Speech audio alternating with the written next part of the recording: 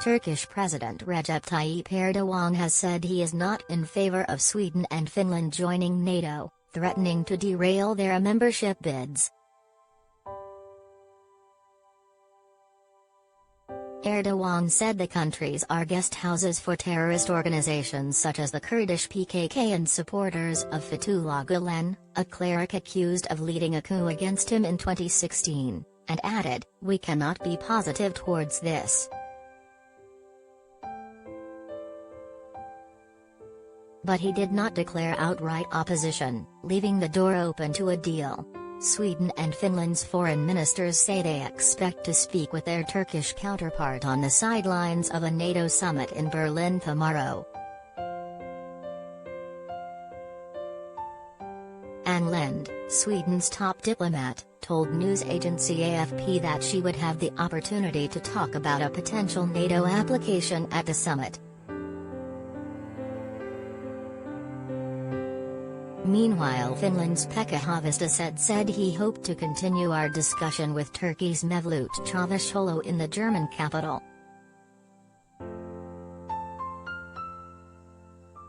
Erdogan's remarks come just a day after Finland's prime minister and president said it is in the country's interests to join NATO, and they intend to submit a membership application within days.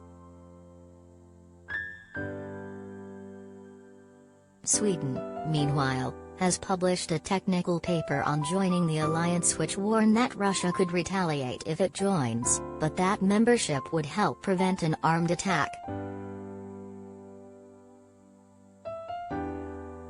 Magdalena Andersson, the Swedish Prime Minister, will review the document over the weekend and announce her intention on Sunday. It is widely expected that she will announce her own intention to join. But NATO is a 30-nation alliance, all of whom must vote unanimously in order for a new member to be accepted, meaning Erdogan's opposition is significant.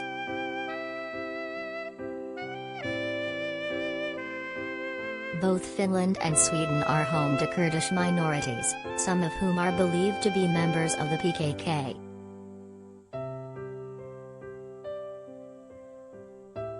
The group, which wants the creation of an autonomous Kurdish region, is designated a terrorist organization by Turkey and the US for attacks on civilians.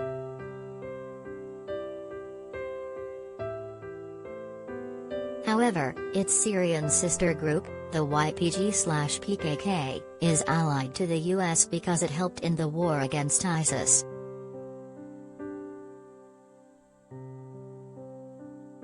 Finland and Sweden are also home to Gulenists, supporters of cleric Fethullah Gulen, who is a staunch opponent of Erdogan.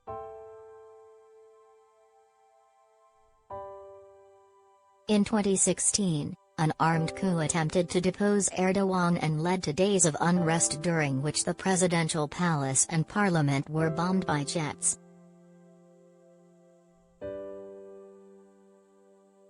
Turkey has sparred with both countries in the past over deporting alleged PKK members and Gulenists for trial, requests that have mostly been refused.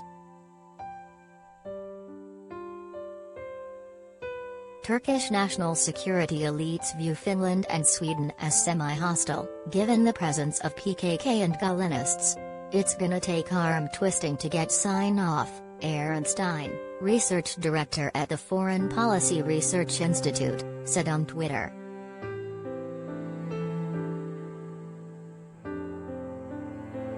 NATO says membership is open to any European state in a position to further the principles of this treaty and to contribute to the security of the North Atlantic area.